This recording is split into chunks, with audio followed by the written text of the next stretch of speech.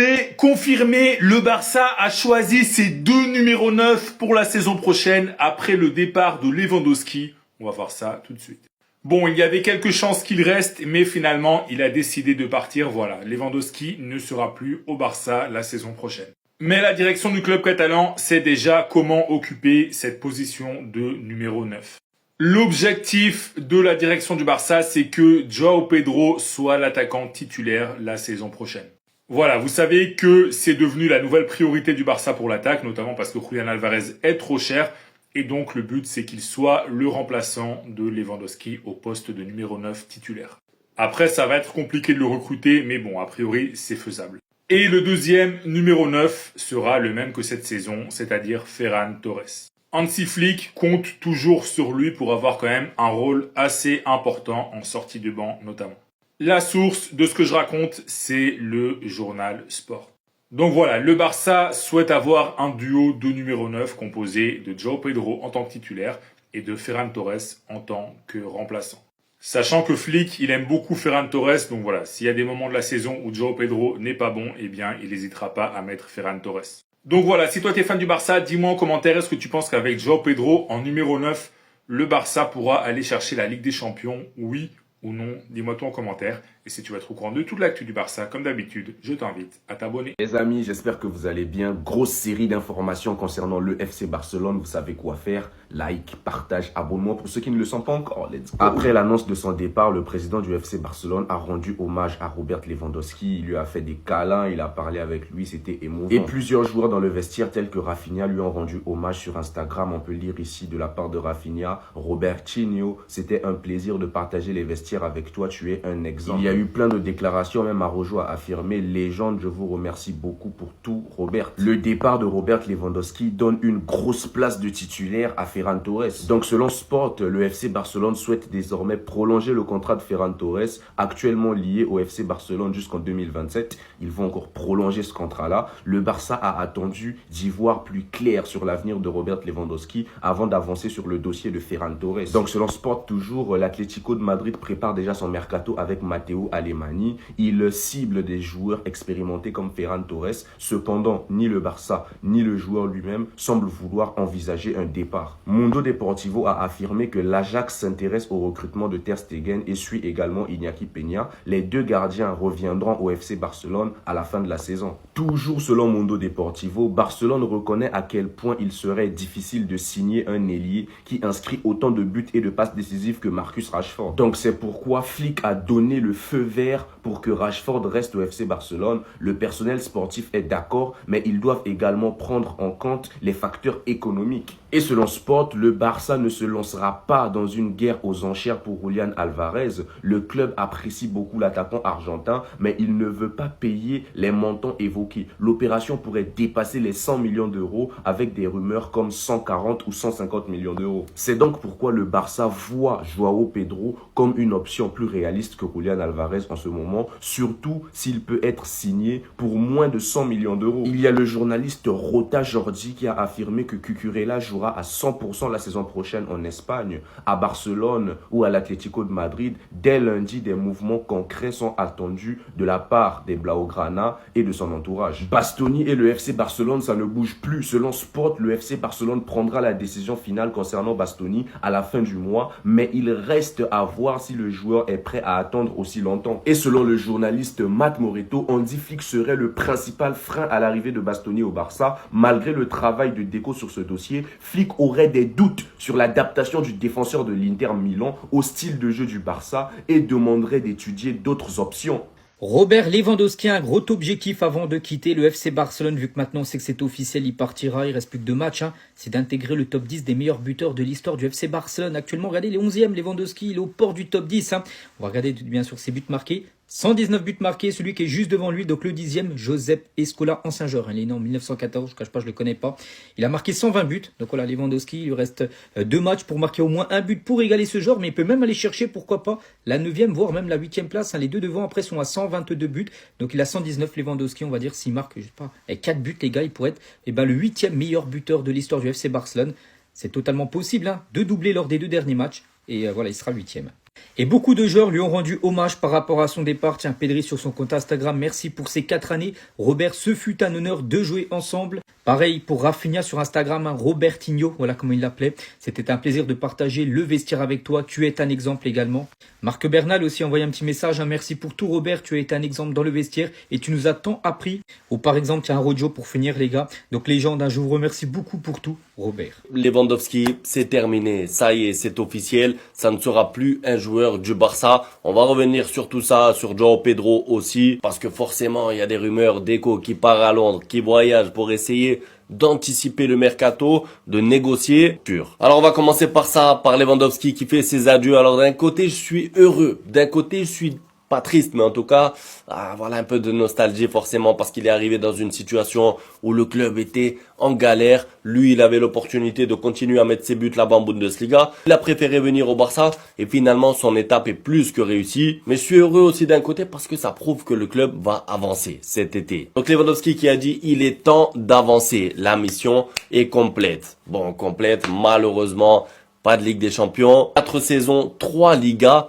C'est énorme, c'est énorme. Franchement, il y a des joueurs qui ont fait 9 saisons au Real Madrid qui en ont eu que 2, par exemple. Vous savez de qui je parle. Je n'oublierai pas l'amour donné par les fans. La Catalogne a une place dans mon cœur. Merci à tous ceux que j'ai rencontrés durant ce passage. Merci à Laporta de m'avoir permis de vivre le passage le plus spécial de ma carrière. Le Barça est de retour. Visca Barça, Visca Catalunya. Encore une fois, un joueur qui, quand il dit au revoir, dit merci à Barcelone, dit s'être senti bien, et ça c'est vraiment important. Je pense que ça motive aussi les autres joueurs qui sont pas encore au Barça à potentiellement en venir. C'est-à-dire que si le Barça reste attractif, c'est aussi pour sa ville, pour sa région, puisqu'on sait que ça fait partie des facteurs à prendre en compte pour qu'un footballeur prenne la décision de rejoindre le Barça. Du coup, les statistiques de Lewandowski au Barça, 189 matchs, 119 buts, 24 passes D, 3 Ligas, 3 Super Coupes d'Espagne, une Coupe du Roi. Une fois le Pichichi remporté, de très bonnes statistiques. Il a pris quand même 7 trophées. C'est beaucoup quand on prend en compte le contexte.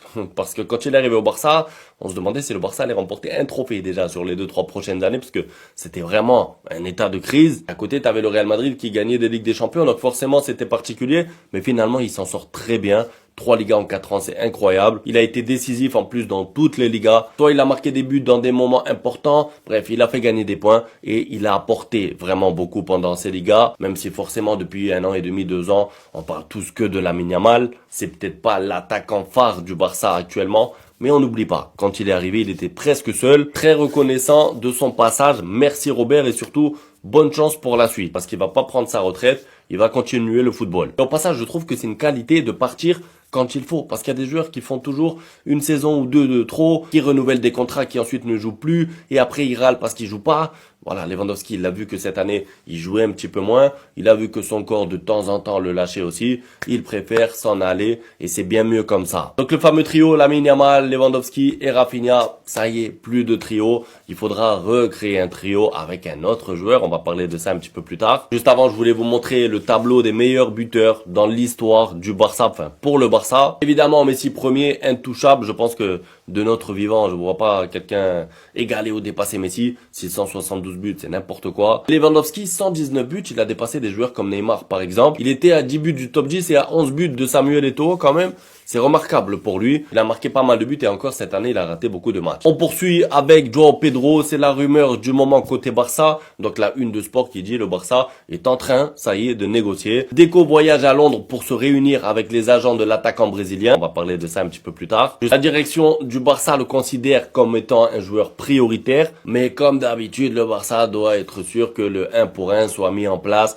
Chose qui me fatigue maintenant. Concernant João Pedro, forcément très hypé, je vous mens pas parce que c'est un joueur que j'apprécie beaucoup. C'est un joueur complet et je suis sûr, vraiment sûr, qu'il pourrait s'intégrer incroyablement bien à cette équipe du Barça. Il a mis 20-23 buts là-bas à Chelsea, dans un Chelsea, je vais pas dire en crise, mais ça fait 4 mois qu'ils avancent plus et qu'ils arrivent pas à enchaîner 2 victoires d'affilée. Malgré ça, il est pertinent, performant et forcément, j'aimerais bien le voir au Barça. On reviendra sur lui de manière plus détaillée s'il y a un petit peu plus de rumeurs, histoire de faire une vidéo vraiment complète sur lui, sur ce qu'il peut apporter, sur ses forces et ses faiblesses. Mais dans l'état, bien sûr que je suis content de voir Deco voyager, prendre des initiatives et surtout anticiper un petit peu. Je trouve ça bien en fait que Deco, cette fois-ci, anticipe beaucoup parce qu'il sait aussi, et c'est vrai, il y a la Coupe du Monde qui commence dans un mois. Pendant la Coupe du Monde, tous les joueurs ils seront focus et occupés et c'est normal. Donc c'est peut-être là, maintenant, que se joue une partie du mercato. Parce que vous le savez, après la Coupe du Monde, déjà il y a des clubs qui auront beaucoup avancé un petit peu sur tous les dossiers, il restera plus beaucoup de choix. Et ensuite, quelques semaines après la Coupe du Monde,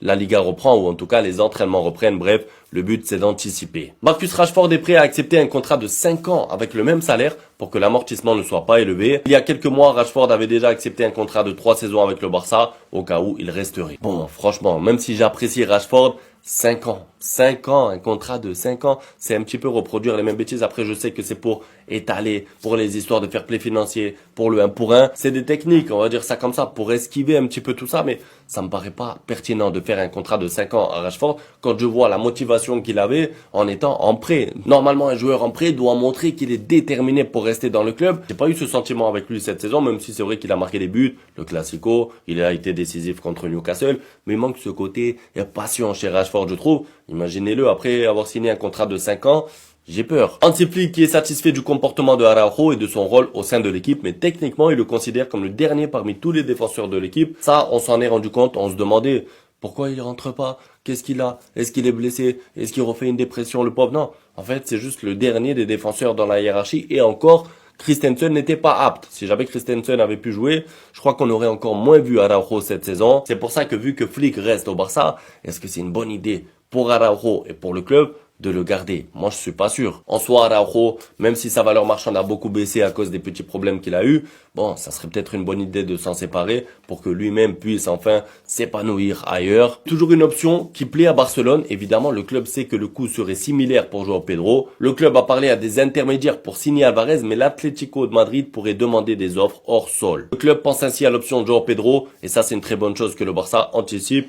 Le fait qu'Alvarez ne puisse pas venir parce que soit il va être trop cher, soit l'Atlético va pas vouloir le vendre, soit il y aura beaucoup de complications autour de Alvarez, et du coup c'est pour ça que c'est pertinent de déjà voyager, avoir un premier contact avec les agents de Joao Pedro. C'est bien ce que fait Deco et le Barça pour le dossier du numéro 9, parce que oui, maintenant que Lewandowski est parti et on dit ça y est, le Barça va avancer, mais il faut aller chercher un 9. Parce que là, forcément, on peut plus dire que Ferran Torres sera le numéro 9 et Lewandowski sa doublure. Tu n'as plus de doublure. Donc à partir du moment où on considère que Ferran Torres n'a pas niveau pour être le titulaire au poste de numéro 9 et qu'il n'y a plus de doublure, tu es obligé d'aller chercher un numéro 9, que ce soit Alvarez, Osimhen ou Joao Pedro. Les Barcelonais, je vous donne 3 compos et vous me dites lesquels vous préférez en commentaire. Dernier match à domicile de la saison et dernier match de Robert Lewandowski, j'en ferai une vidéo à part. La victoire est donc logiquement attendue de la part de l'équipe. Premièrement pour Lewandowski, mais aussi parce que si nous battons le Betis aujourd'hui, nous ferons donc un 19 sur 19, en ayant battu toutes les équipes de Liga à domicile. C'est parti, je vous donne les 3 compos. Comme d'habitude, vous me dites 1, 2 ou 3 en commentaire, ou la compo que vous aimeriez voir. Lewandowski sera titulaire sur toutes les compos logiquement, mais à droite, Marcus Rashford, à gauche, Fermin Lopez, Olmo numéro 10, un double pivot avec Pedri et Gavi, Cancelo, Gérard Martin, Cubarsí et Eric Garcia en défense avec Johan Garcia. Compo numéro 2 cette fois-ci avec Rony à droite, Marcus à gauche, Fermin Lopez en numéro 10, toujours Pedri et Gavi en double pivot, Cancelo, Gérard Martin, Cubarsí, Eric Garcia toujours à droite et Johan Garcia. Dernière compo cette fois-ci titularisé Rafinha à gauche, mettre Rashford à droite, numéro 10, Fermin Lopez, Pedri et De Jong cette fois en double pivot et toujours la même défense pour le coup. Vous l'aurez remarqué, mais je n'ai pas mis autant de rotation que face à Alaves. Alaves était 18e, on était à l'extérieur, on venait d'enchaîner un Classico, on était champion, etc. Mais si pour moi, le contexte du match est plus important. Donc compo un peu plus solide et pourquoi pas ensuite bien sûr faire tourner. Je vous laisse me dire maintenant quel compo vous préférez dans les commentaires et puis on se retrouvera en live pour découvrir la compo ensemble.